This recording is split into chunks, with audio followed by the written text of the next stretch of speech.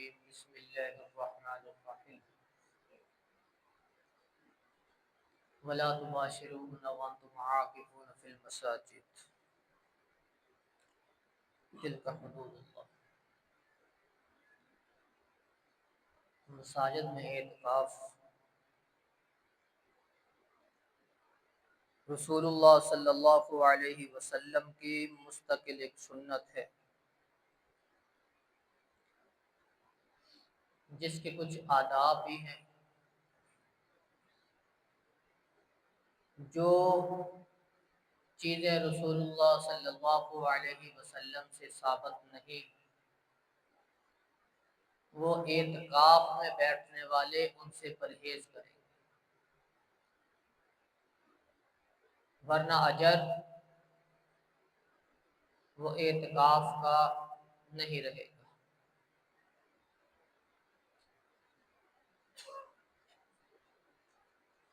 پہلی چیز، ساری رات اپنی عبادت میں گزاریں گے، سونا نہیں ہے۔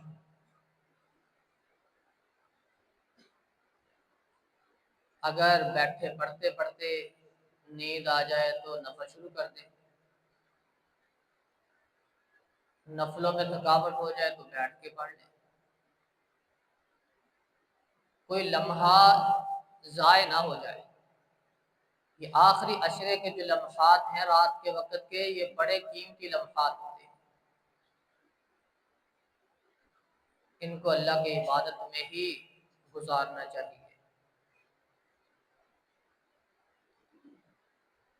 دوسرا، جب افطار کا وقت آتا ہے تو یہ اعتکاف والے اکٹھے بیٹھ جاتے ہیں، سارے ایک جگہ پہ افطاری کرنے کے لیے۔ یہ کسی روایت سے بھی ثابت نہیں ہے۔ جو بھی اعتکاف بیٹھے وہ اپنے اپنے خیمے میں افطاری کریں۔ جو ان کی افطاری کروانا چاہتا ہے، شوق رکھتا ہے، وہ اتنی مہربانی ضرور کرے کہ ان کے افطار کا جو سامان ہے وہ ان کے خیمے میں پہنچائے۔ ہر معتکف ہے ان کو اکٹھے بٹھا کے دسترخوان لگا کے ان کی دعوت نہ کرے۔ جس نے کرنی ہے وہ ان کا افطاری کا سارا سامان ان کے علیحدہ خیمے میں پہنچایا جائے، اگر اس نے اجر لینا ہے۔ تیسرا، جب معتکف بیٹھ جاتے ہیں تو سارے رشتہ دار ملنے کے لیے ہر نماز میں آ جاتے ہیں، خیمے میں بھی داخل ہوئے رہتے ہیں، تو پھر وہ اعتکاف بیٹھنے کا کیا مقصد ہوا اس کو؟ جب سب نے آ کے پھر اس کے خیمے میں بیٹھنا ہے، وہ گھر سے تو جان چھڑا کے آیا کہ میں اللہ کی بات میں مصروف ہو جاؤں، یا پھر وہی بھیڑ جال فلاں آ رہا ہے فلاں آ رہا ہے فلاں آ رہا ہے۔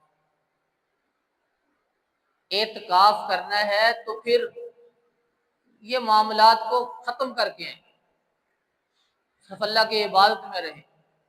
جس نے سحری دینی ہے وہ سحری دے، واپس چلا جائے، افطاری اور سامان دے، واپس چلا جائے، اس کے خیمے میں داخل ہو کے ساتھ بیٹھ کے افطاری نہ کرے۔ یہ آداب ہیں اعتکاف کے۔ اور ایک خیمے والا دوسرے خیمے میں داخل نہ ہو، اپنے اپنے خیمے میں داخل ہو۔ فرنٹ والی جگہ پہ رستہ رکھیں یا پھر درمیان میں تھوڑا سا ایسا رستہ رکھیں کہ ایک دوسرے کو نظر نہ آئے۔ ہمارے کیا ہوتا ہے، وہ ادھر شروع ہو جاتے ہیں پلر سے، اینڈ تک ایک ہی خیمے ساری ایک ہی جگہ سے داخل ہوتے رہتے ہیں، کوئی فکر ہی نہیں ہے کہ ہم اعتکاف میں بیٹھے ہیں کہ نہیں۔ ادھر سے داخل ہو گئے، اینڈ پہ جا کے نکلیں گے۔ اعتکاف یہ تنہائی ہے، علیحدہ علیحدہ اپنے اپنے خیمے میں رہیں۔ جس نے داخل ہو اپنے خیمے سے داخل ہو، دوسرے خیمے میں داخل نہ ہو۔ رسول اللہ صلی اللہ علیہ وسلم اپنا خیمہ لگاتے، ساتھ دوسرے صحابہ کا ہوتا، ازواج مطہرات کے ہوتے، علیحدہ علیحدہ ہوتا، کوئی کسی خیمے میں داخل نہیں ہوتا تھا، اپنے اپنے خیمے میں۔ سارا دن کوئی ادھر بیٹھا ہوتا ہے، کوئی وہ کونے میں، وہ کونے میں۔ جس نے تلاوت کرنی ہے وہ اپنے خیمے میں کرے، باہر نکل کے نہ بیٹھے، نفل پڑھے اپنے خیمے میں۔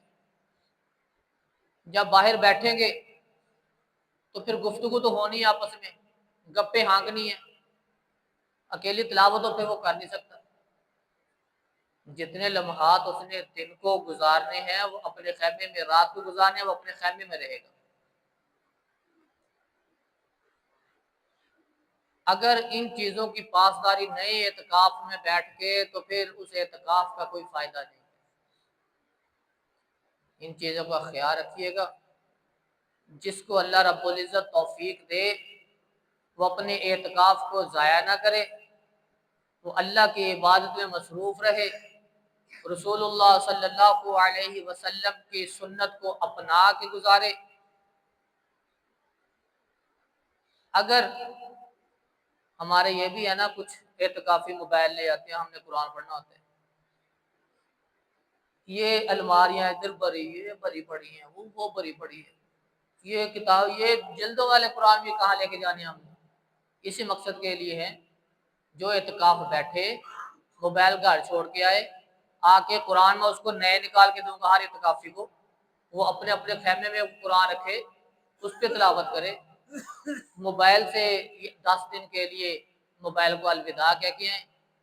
اللہ رب العزت سے دعا ہے کہ اللہ رب العزت ہمیں ہر وہ کام جو اعتکاف کے آداب کے خلاف ہے اس سے بچنے کی توفیق عطا فرمائے، اور ہر عمل، ہر عبادت رسول اللہ صلی اللہ علیہ وسلم کی سنت کے مطابق پورا کرنے کی توفیق عطا فرمائے۔ سبحان ربک رب العزت عما